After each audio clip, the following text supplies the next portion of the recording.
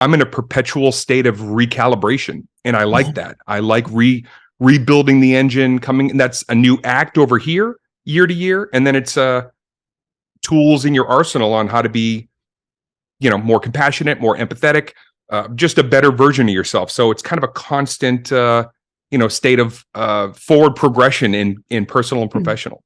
How many therapists do you have simultaneously? And one. How many? I got one good one. I actually got one right out of the gate. It only took us about a year and a half for me to be very honest. That's not bad, actually. You sit down and you think, why should I tell you, stranger, everything about me? Like, it's hard to be able to just let go and go to that space. So I actually think a year and a half, for being really honest, is not too bad. I get like fixated on getting to the truth of whatever it is that if it's a script, if it's a comedy tour, if it's even just, in my office and in writing, I'm always trying to get to like the real nitty gritty of like, what am I about? What is this really about? Why am I doing it? Stop it. We're like so much more similar than I was expecting. I was okay, good. Like you talking about your journey. That's my life.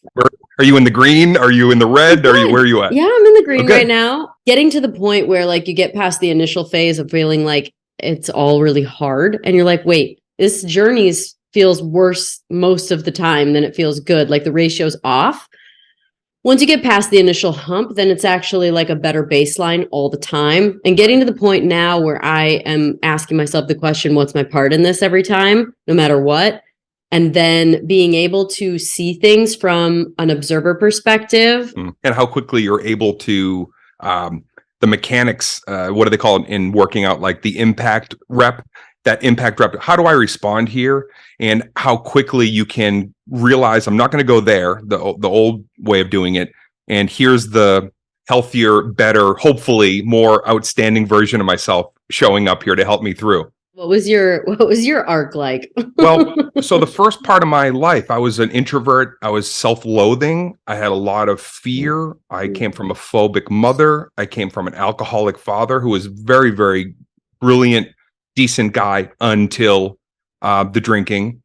So I described the first part of my life as not only was I off kilter, but I not realizing from an alcoholic home that I lived on a tilt. You live skewed and constantly not sure how to balance. So all of those things, when I finally hit stand up and found purpose and this thing that I loved, the first part of my life, it was never about me. And I was like, why can't anything be about me? I'm scared. Nobody wants to include me. I feel lost. I feel I'm an introvert. And then years later, it's like it all became about me. And so it was filling all those voids from who I came from and not really realizing that was all just kind of superfluous. Of course, I'm fast tracking and I'm skipping a lot, but I think at the heart of your question, it's like I didn't know how to be present for a long time in my life. I was either running from the kid that I didn't like of myself, or I was running to the next mountain that I was succeeding. If I have another mountain, then I don't need to look back, right? I'm in it to win it.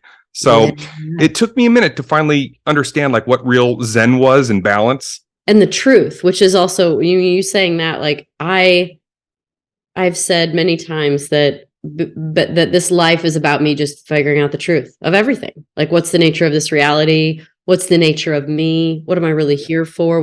How am I best serving? Yeah. How am I broken? And how is that okay? And then what does that mean for how like I intercept other people's pain? And then how do I give people my power and share truly what I'm all about? Have you figured that part out?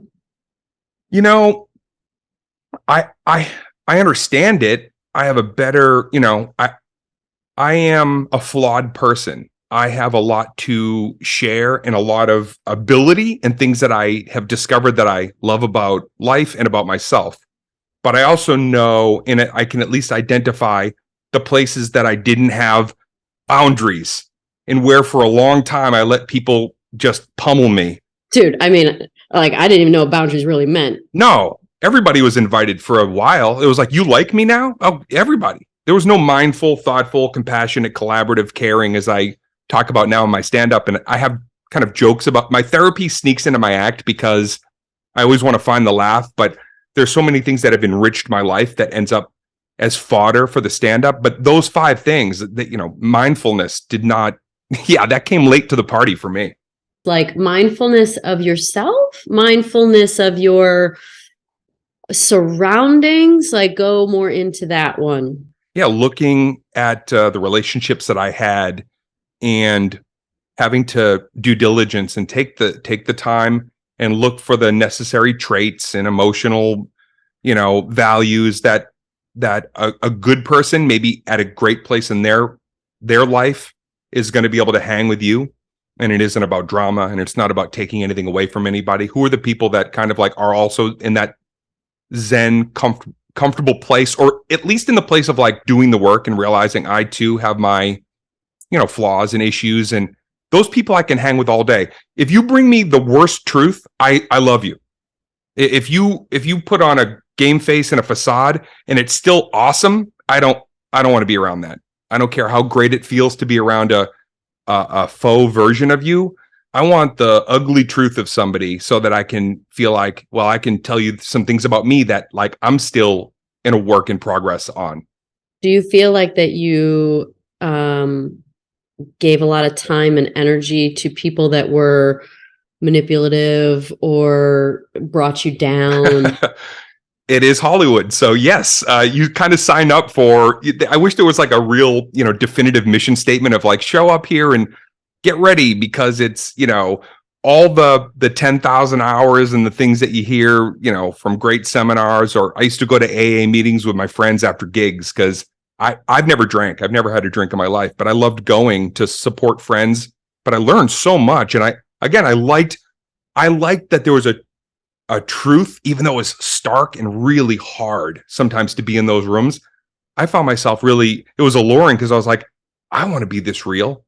I want to admit some of these things about myself that are, kind of like boiling inside of me that I'm unsure about. So I think that when I got to this, this industry, and then I made it, it was like the undertow for a while. I really didn't know what end was up, because the community, when you're the belle of the ball, has a real way of making it feel like you're important forever. Oh, yeah. And so you come back down to earth, and then you start to go like, okay, what is real life here? What am I truly, what brings me happiness day to day, and not the big mountain that I think I'm going to always jump over. Because you're just constantly jumping from dopamine hit to dopamine hit. And I think because I'm one of those people, I subscribe a lot to like the child inside, and how we're, formulated from so many of our early surroundings. And I had a mom opposite to my dad, who was unfortunately self-defeating and then would drink.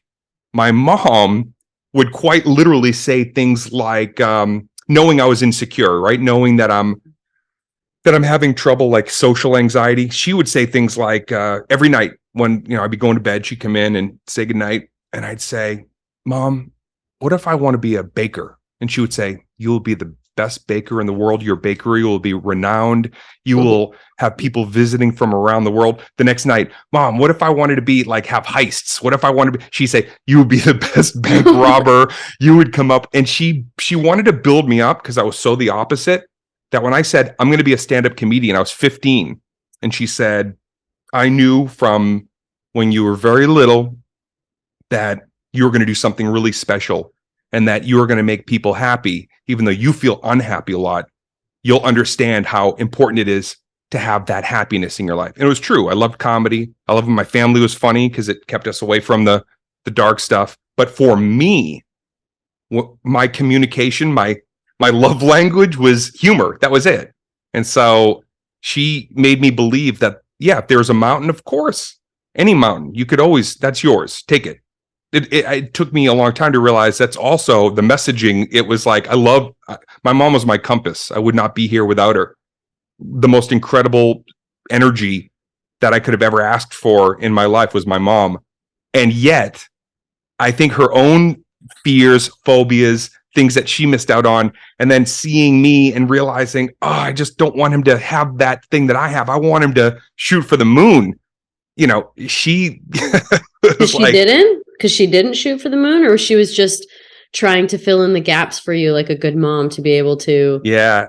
I think Danica, with my mom, it was fascinating because I was watching Oprah one time. I was like a mama's boy. I come home from school, we watch Oprah, and I remember my mom one time the Radio City Rockettes were on, and they're all kicking and do beautiful outfits and the whole shebang. And my mom started to cry. My mom, by the way, loved dancing, and my mom had beautiful legs, like the longest gams, as she would say. Yeah. And she was weeping.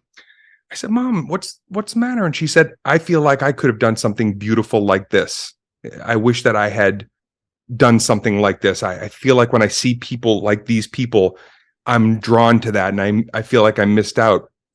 And it was interesting because not only in that moment was I like, "Well, you're an incredible mother," and I'm trying to talk her up as a son the best I can at 13 or 14, but I was watching Saturday Night Live those same Saturday nights, watching Martin Short on there doing skits and killing and saying, "I want to be there. I want to stand with those people. I don't know who those people are. They feel like they'd like me. They feel like they would accept me." And I had the same thing as my mom, but I wasn't going to not see it through. Even if it didn't work, I was going to go as far to my Radio City as I possibly could. If you like this clip and you want to hear the whole episode, click at the bottom of your screen.